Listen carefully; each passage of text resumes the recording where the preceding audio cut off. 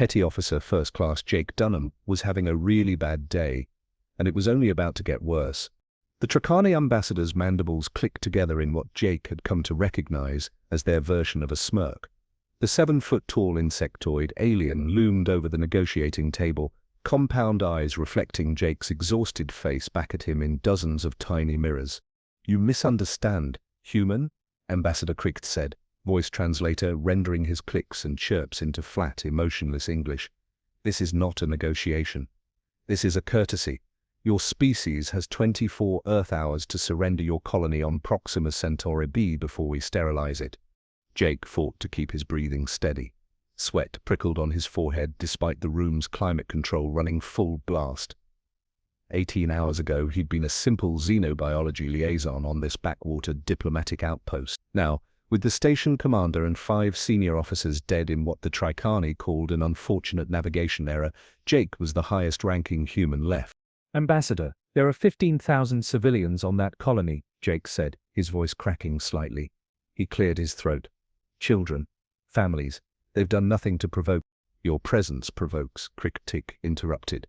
"Humans expand too quickly, consume too greedily. The Galactic Collective has concern."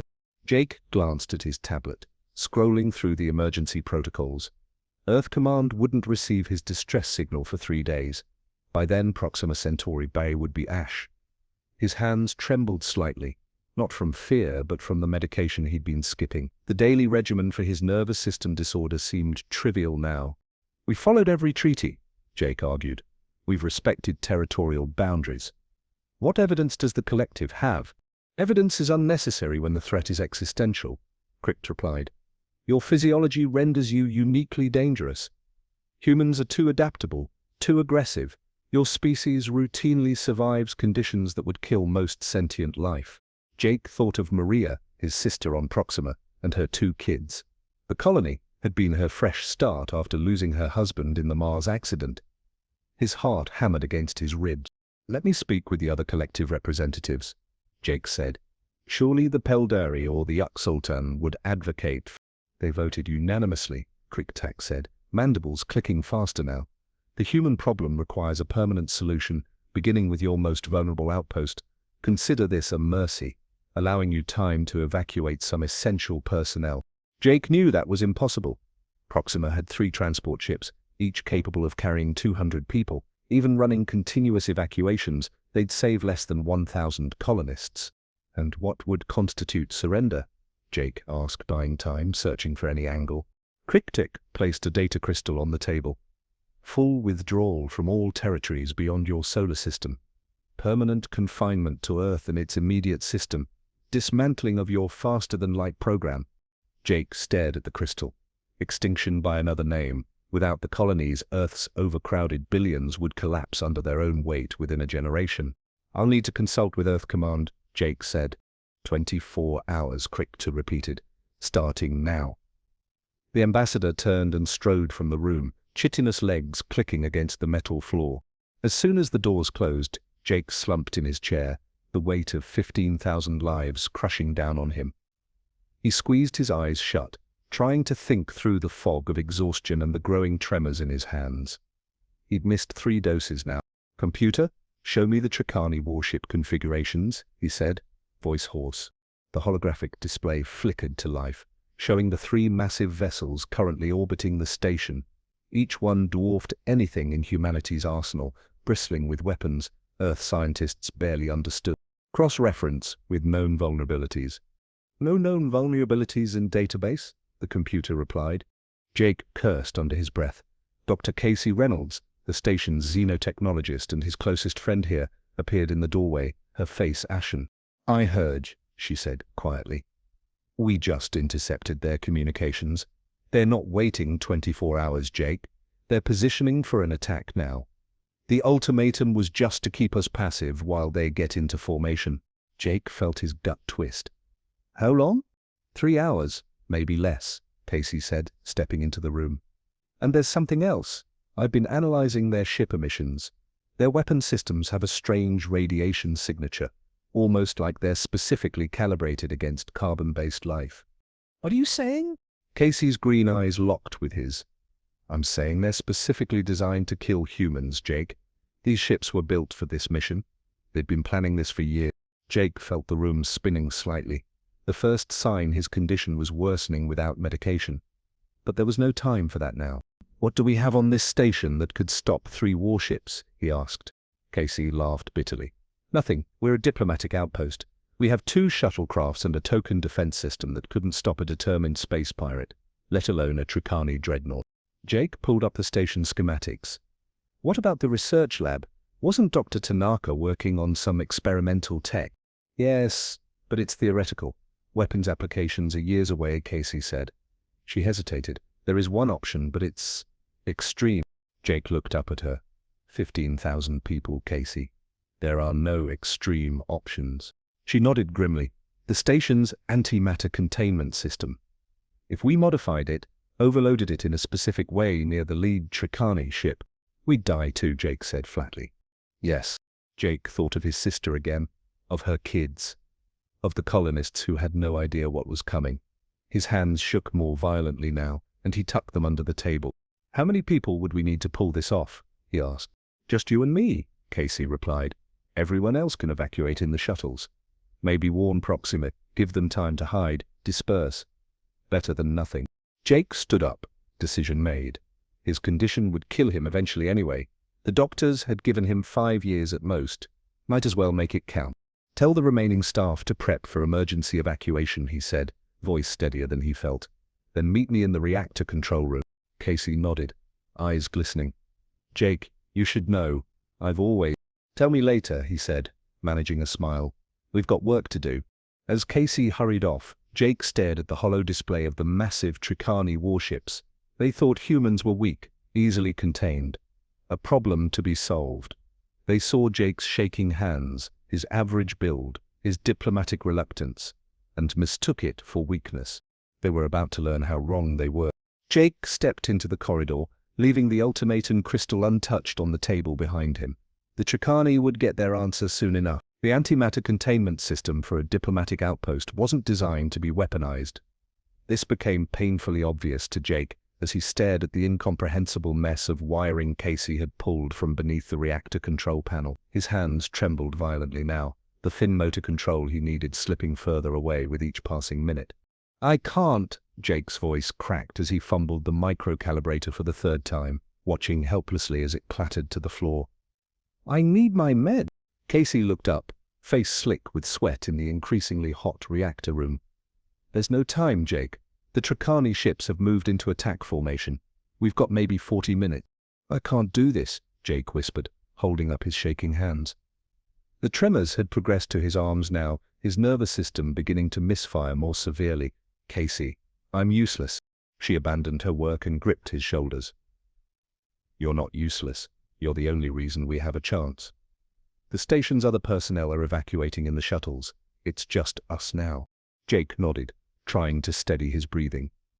He'd never told anyone but his sister about the prognosis, that the neural degradation would eventually spread to his autonomic functions, that every skipped dose accelerated the process.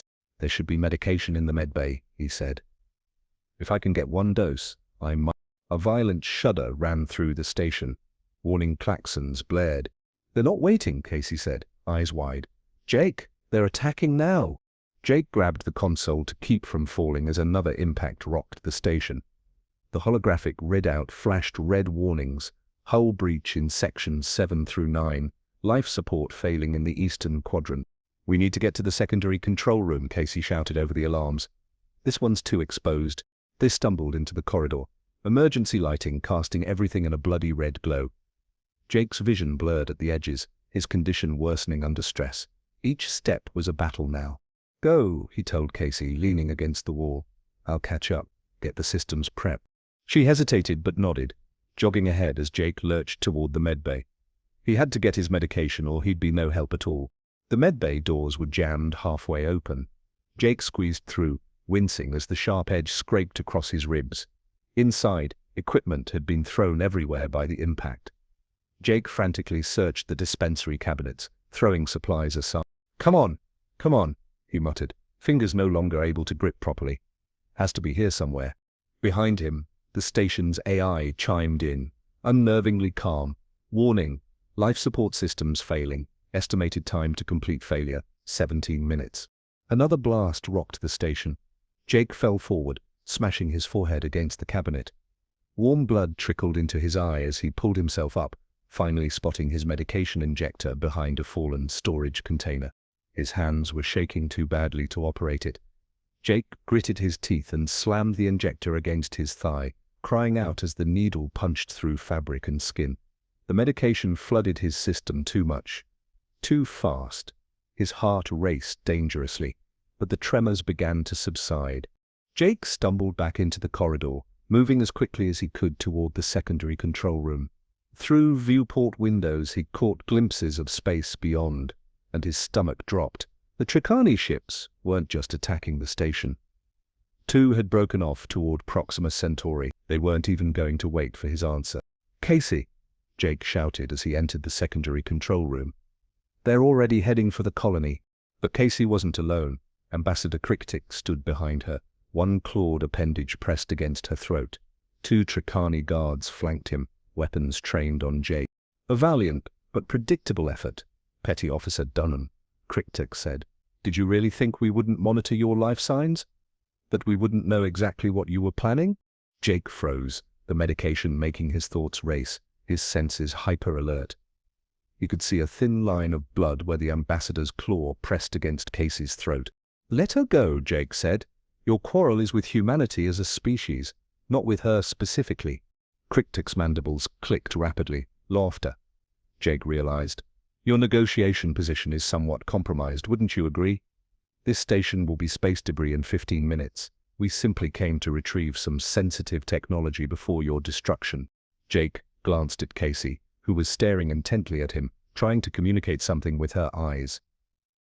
He noticed her hand was behind her back, moving slightly. "What technology?" Jake asked, trying to keep the ambassador's attention. "This is a diplomatic outpost. You think we don't know about the human research vessel that docked here last month? About the prototype weapon they left in your care?" Crichtic's compound eyes glittered. The very weapon Dr. Reynolds here was attempting to access. Jake kept his face carefully neutral, though his mind was racing. There was no prototype weapon. No research vessel had docked here in months. The Tricani were working on bad intelligence.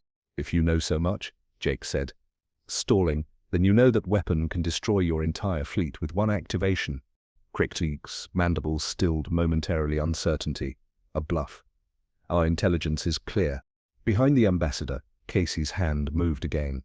She was holding something small, an emergency beacon transmitter. She'd activated it. "Why do you think we're so concerned with containing your species?" Crichtic continued. "Your technological advancement rate exceeds all safety models. If left unchecked, humans would overrun the galaxy within 7 generations." Another blast shook the station, more violently than before. One of the Tricani guards stumbled, and in that instant, Casey drove her elbow backward into what passed for Crichtic's abdomen. The ambassador's grip loosened just enough for her to duck away. Jake lunged forward, adrenaline and medication giving him unnatural speed. He tackled one guard while Casey dove for cover. Disoriented by the artificial gravity fluctuations, the second guard fired wildly, missing Jake but hitting the first guard. Crichtic shrieked in his native language, backing toward the exit. Jake scrambled for the fallen guard's weapon, a strange, organic-looking device that pulsed with sickly green light. "Hold it right there," Jake said, pointing the alien weapon at the ambassador.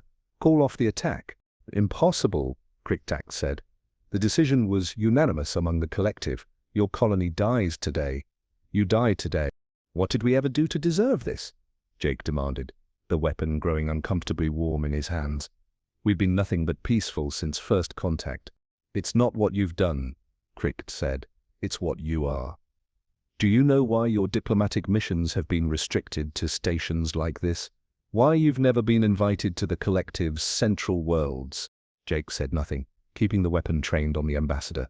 "Your biology is terrifying," Crichtic continued. "Humans can survive radiation levels that would kill most species. You can lose limbs and survive. Your immune systems adapt to pathogens at unprecedented rates. You regenerate from injuries that would be fatal to others, and most disturbing of all, You like pain. What? Jake couldn't hide his confusion. Your species willingly consumes capsaicin compounds for pleasure, Cryptic said, mandibles quivering with disgust. You deliberately damage muscle tissue through exercise to become stronger. You expose yourselves to harmful radiation from your sun to change skin pigmentation. What kind of creature seeks out pain and damage? Before Jake could answer, another explosion tore through the station. The lights failed completely, plunging them into darkness before emergency power kicked in. When Jake's vision cleared, Cryptic was gone, but Casey lay on the floor, a twisted piece of metal protruding from her abdomen. Casey, Jake dropped the weapon, rushing to her side. Blood pooled beneath her, spreading across the metal floor grating. The plan, she gasped, clutching his arm. You need to finish it. Jake looked around frantically. What plan? We never finished modifying the antimatter containment. And now the ambassador knows what we were trying to do. Casey shook her head weakly. Not that plan. My plan. She pressed something into his hand, a small data drive. Get to the communication array. Broadcast this on all frequencies. What is it? Jake asked, closing his fingers around it. Something I've been working on. A last resort. Her breathing grew shallow. Jake, the Tricani, they lied to you. They're not just worried about human expansion. They're afraid. Afraid? Of what? Of human biology, our adaptability. She coughed, blood speckling her lips. The collective did a study, found that humans in space are changing, adapting faster than evolutionary models predicted. They think we're becoming something dangerous. The station rocked again, the AI's voice distorted now. Critical failure imminent. 4 minutes to reactor breach. Casey, I can't leave you. Go, she insisted, pushing him away with surprising strength. This is bigger than us, Jake. If they kill that colony, they won't stop there. Earth will be next. Jake reluctantly stood, the data drive clutched in his trembling hand. His medication was already wearing off. The dosage hadn't been enough to counteract the stress his body was under. What about you? He asked, already knowing the answer. Casey smiled faintly. I'll buy you time. Now go. Jake ran, each step a battle against his failing body and the increasingly unstable station. The communication array was 2 levels up, and the lifts were dead. He climbed emergency ladders, fell through collapsed flooring, and crawled through smoke-filled corridors. By the time he reached the array, his uniform was torn and bloody, his lungs burning. The room was partially depressurized, a force field barely containing the atmosphere. Jake dragged himself to the console, vision tunneling, and inserted the data drive. Please, work, he gasped, initiating the broadcast sequence. The console lit up, then died. Backup power failing. Jake slammed his fist against it once, twice. Nothing. He collapsed to his knees, the weight of his failure crushing him. 15,000 colonists. Casey. All for nothing. His body was giving out, the neural degradation accelerating. He couldn't feel his legs anymore. Through the viewport, Jake could see 2 of the Tricani ships moving away, heading for Proxima Centauri Bay at impressive speed. The third remained, ensuring the station's destruction. Jake dragged himself to the viewport, pressing his forehead against the cold, transparent material. In the distance, impossibly far, was the tiny blue-green orb of humanity's first extrasolar colony. His sister, her kids, all those people. I'm sorry, he whispered, as the darkness at the edges of his vision began to close in. Then, something unexpected happened. The remaining Tricani ships suddenly turned, weapons ports glowing as they activated, but they weren't aiming at the station anymore. They were targeting the other Tricani ships. A voice crackled over the emergency channel. Petty Officer Dunham, if you can hear this, stand by for extraction. This is Captain Marcus Reed of the Earth Defense Force ship Defiant. We received Dr. Reynolds' emergency signal. Jake stared in disbelief as the massive shape of a human warship decloaked behind the Tricani vessel, impossibly large, impossibly advanced. Nothing like this existed in Earth's fleet. At least, not in any fleet Jake knew about. Captain, Jake croaked into his communicator. The colony, they're going to attack. We know, Reed replied. But they're not the only ones who've been keeping secrets, son. Hold on, this is going to get interesting. As Jake's consciousness faded, the last thing he saw was the Earthship opening fire, and the Tricani vessel exploding in a brilliant flash of light. Jake awoke to the sterile white ceiling of a medical bay, the soft hum of advanced machinery surrounding him. For a moment, he thought he was dead, until the pain hit. Every cell in his body seemed to scream in protest at once. "There he is," a familiar voice said. "Welcome back to the land of the living, Petty Officer Dunham." Jake turned his head, wincing at the effort. Casey sat beside his bed, her midsection heavily bandaged but very much alive. Jake's voice came out as a rasp. "How?" "The EDF Defiant has some pretty impressive medical tech," Casey said, smiling weakly.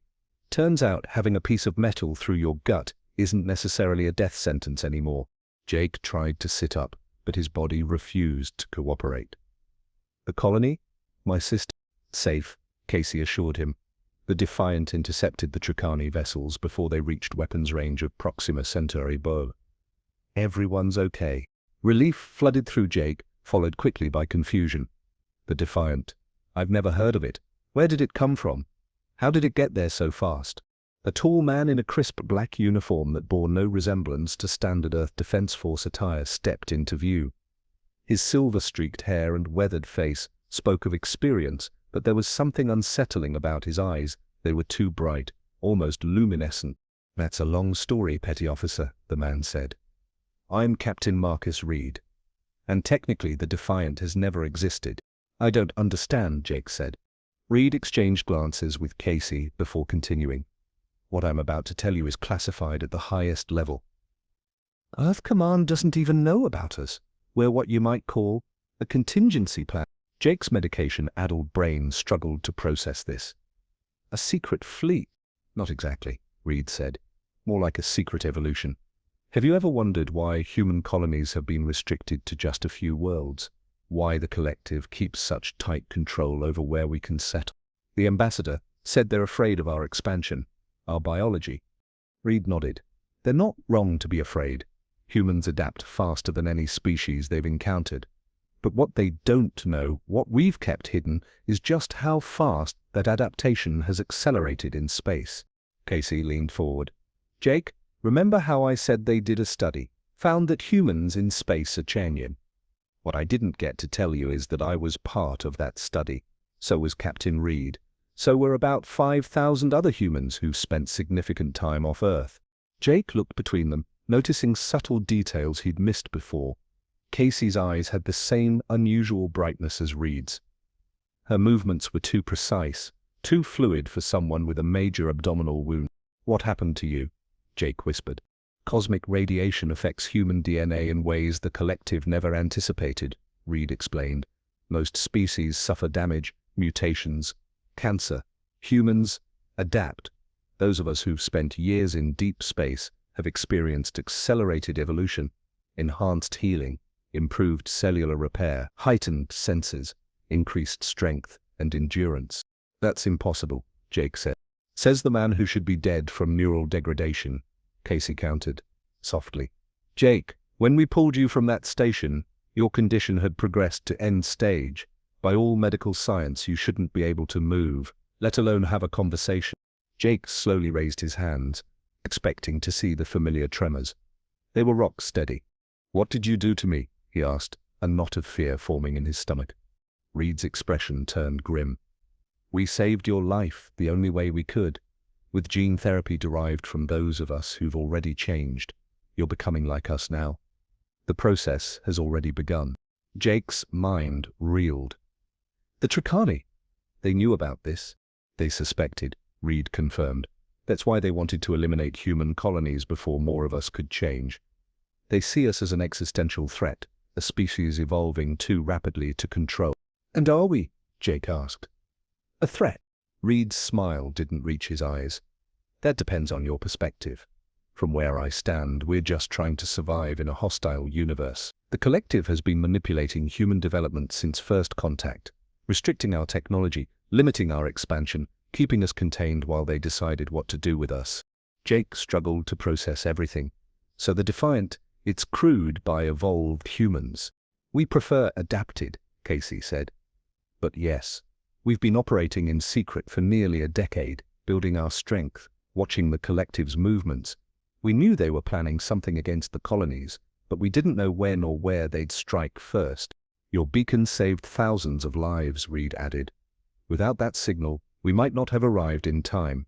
Jake fell silent, digesting this information. His entire worldview was shifting, reality reassembling itself around him. Earth wasn't just a minor player in galactic politics, it was being actively suppressed by a coalition of aliens terrified of human potential. So, what now? Jake finally asked. War with the collective? Reed shook his head. Not yet. We're not ready for open conflict. The collective has resources we can't match. For now, we return to the shadows. The official story will be that the Tricani ships suffered a catastrophic engine failure near your station. No survivors on either side. Except, there were survivors, Jake pointed out. As far as the collective knows, everyone on that station died when it exploded, Casey said, including.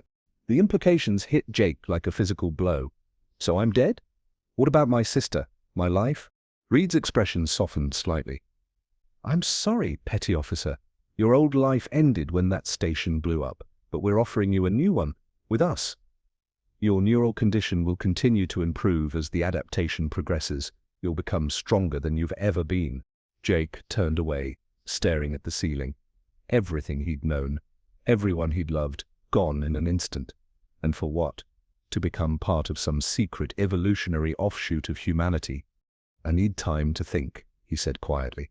Of course, Reed replied. Rest. Recover. Casey will answer any questions you have. The captain turned to leave, then paused. One more thing, Dunham. Whatever you decide, remember that the collective won't stop with one failed attempt. They believe we're a problem that needs solving. The only question is whether you want to be part of the solution. Our solution. After Reed left, Casey moved closer to Jake's bedside. I know it's a lot to take in, she said gently. I went through the same thing when they found me. How long have you been adapted? Jake asked. 3 years, she said. I was assigned to your station to monitor for collective activity and identify potential recruits. Your condition made you an unlikely candidate, but your service record was impressive. Your background in xenobiology made you valuable. Jake felt a surge of anger. So our friendship was just part of your mission? Casey flinched. It started that way, she admitted. But Jake, everything that happened between us was real. I wasn't lying when She stopped, composing herself. When I thought I was dying, my only thought was saving you. That wasn't duty. That was something else. Before Jake could respond, the ship's AI announced, Proximity alert. Unidentified vessels approaching at high velocity. The medical bay erupted into activity as medical staff secured equipment and prepared for possible combat maneuvers. More Tricani? Jake asked, trying to sit up again. Casey checked a datapad. Worse. Vocellary ships. They must have detected our energy signature. Who are the Vicellari? Collective Enforcement Division. Think of them as their special forces, specifically tasked with containing emerging threats. Casey helped Jake to his feet. Can you walk? We need to get to the command center. Jake's legs were surprisingly steady. More than that, he felt stronger with each passing minute. His mind clearer, senses sharper. The adaptation process Reed had mentioned was accelerating. They made their way through corridors of sleek, advanced design unlike any Earth vessel Jake had seen. The crew they passed moved with the same unnatural grace as Casey and Reed, all adapted humans, all officially dead according to collective records. The command center was a hive of focused activity. Reed stood at the center, issuing orders as holographic displays showed 3 Vicellary warships rapidly approaching. Status? Casey asked, helping Jake into a seat. They're charging weapons, a tactical officer replied. Demanding our surrender, Reed turned to Jake. Perfect timing, Dunham. You're about to see what happens when the collective truly feels threatened by humans. The main view screen showed the Vicellary ships, organic-looking vessels with weapon ports that pulsed with the same sickly green energy Jake had seen in the Tricani weapons. Options? Reed asked his crew. We can't outrun them, the navigation officer said. Stealth systems are compromised. They've already got our signature. We can't outgun them either, added Tactical. Not all 3 at once. Reed's expression hardened. Then we use what makes us human. We do the unexpected. He turned to Casey. Dr. Reynolds, is the prototype ready? Casey hesitated. Theoretically, yes, but we've never field-tested it. The power required alone could burn out our engines. What prototype? Jake asked. Casey glanced at him. Remember that data drive I gave you? It contained the specs for a technology I've been developing, a way to temporarily accelerate the adaptation process in human biology and project it outward as a weapon. Jake blinked. You can weaponize evolution? In a manner of speaking, she replied. It creates a field that forces rapid cellular change in any organism caught within it. For adapted humans, it's harmless. We're already changing. For other species, it's, she trailed on. Devastating, Reed finished. Their biology isn't prepared for that kind of rapid mutation. Jake felt sick. That's genocide. That's survival, Reed countered. They're coming to exterminate us because our biology frightens them. Poetic justice to use that same biology against them, wouldn't you say? There has to be another way, Jake insisted. Reed's expression darkened. There isn't, and we're out of time. He turned to Casey. Activate the prototype. Casey hesitated, looking at Jake. Something passed between them, an understanding, a question. Wait, Jake said, a desperate idea forming. The Voikalari don't know what we are, right? They just know we're human. Reed narrowed his eyes. What are you suggesting? Let me talk to them, Jake said. As the last surviving diplomat from the station, buy us time. For what purpose? Jake turned to Casey. Your prototype, can it be modified to induce temporary adaptation instead of whatever it does to non-humans? Casey's eyes widened. Theoretically, yes. The base technology accelerates genetic potential that's already present. If we recalibrated it to a much lower intensity, it could give the Voikalari a taste of what they fear, Jake finished. Show them we're not a threat to be eliminated, but an opportunity to be embraced. Reed laughed bitterly. You think we can convince the collective that human evolution is good for them? After they've spent decades trying to contain us? Not all of them, Jake argued. Just these 3 ships. If we can show them rather than tell them, he looked at Casey. How quickly can you recalibrate? 10 minutes, maybe less, she said, already moving toward a workstation. Reed considered for a long moment, then nodded. Open a channel to the Voikalari. But Dunham, if this fails, we use the prototype as designed. Are we clear? Jake nodded grimly. Crystal. The view screen shifted to show a Voikalari commander, a reptilian humanoid with iridescent scales and vertical pupils. Unlike the Tricani, the Voikalari spoke through a mechanical device implanted in their throat. Human vessel, the commander hissed. You have violated collective directives. Surrender immediately or be destroyed. Jake stepped forward, summoning every diplomatic skill he'd ever learned. This is Petty Officer Jake Dunham, sole survivor of Outpost 47. I request parley under Article 7 of the Collective Charter. The Voikalari commander's eyes narrowed. There were no survivors from Outpost. Clearly there was one, Jake replied. I escaped in a life pod before the station exploded. This vessel rescued me. The lie came easily. Technically he was a survivor of the station. And what is this vessel? It matches no known human design. A prototype, Jake said, which wasn't entirely untrue. Earth has been developing new technologies to defend our colonies. Surely the collective wouldn't deny us that right. The commander's scales shimmered with what Jake guessed was agitation. Your technology exceeds permitted development guidelines. Behind the commander, Jake could see other Voikalari moving urgently in the background. They were preparing to fire. Casey? Jake whispered. Almost there, she replied, fingers flying over her console. Jake needed more time. Commander, before you take action, I'm authorized to share something with you. Something that might change the collective's perspective on humanity. The Voikalari tilted its head. Explain. It would be better to show you, Jake said. With your permission, we'd like to transmit a data packet to your ship. Information only, no malicious code. The commander conferred with an officer off-screen, then nodded reluctantly. Proceed. But be warned, any deception will be met with immediate destruction. Casey looked up from her console, giving Jake a subtle nod. The prototype was ready. Jake took a deep breath. What he was about to do might save them or doom humanity forever. Transmitting now, Casey activated the recalibrated prototype. On the view screen, the vehicular commander suddenly stiffened, eyes widening in shock.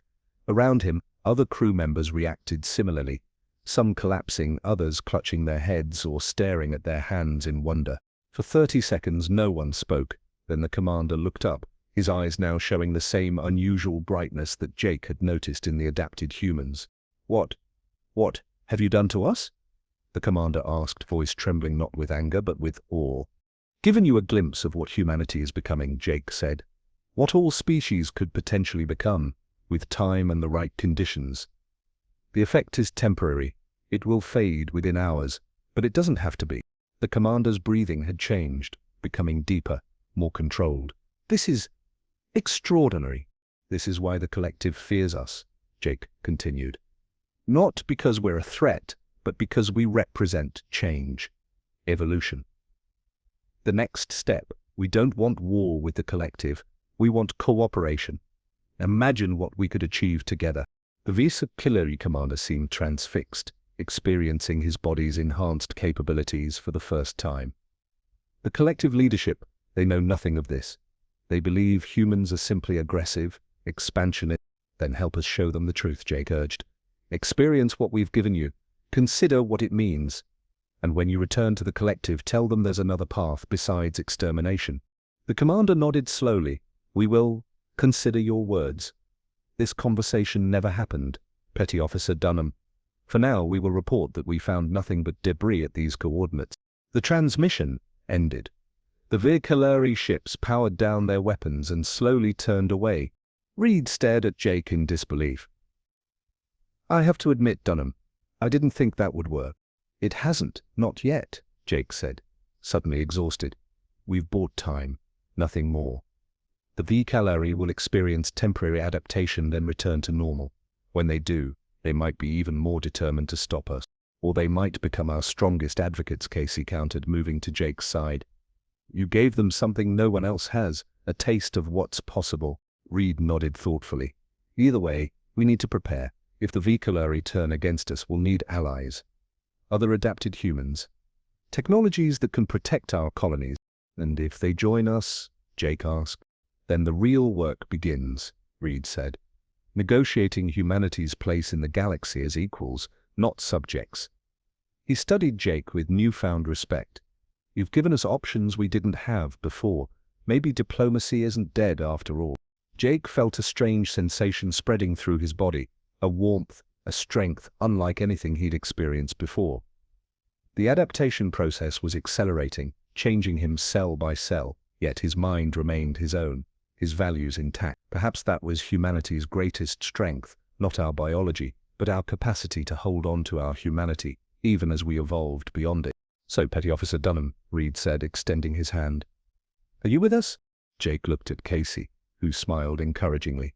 He thought of his sister on Proxima Centauri, Burr, still believing him dead, of Earth, unaware of the cosmic forces arrayed against it, of the collective fearful of a future they couldn't control. He took Reed's hand, feeling the strength of two adapted humans connecting. "Call me Jake," he said. "And yes, I'm with you, whatever comes next." As the Defiant engaged its engines and disappeared into the depths of space, Jake knew one thing with absolute certainty. The aliens had underestimated humans for the last time. The galaxy was about to discover just how wrong they'd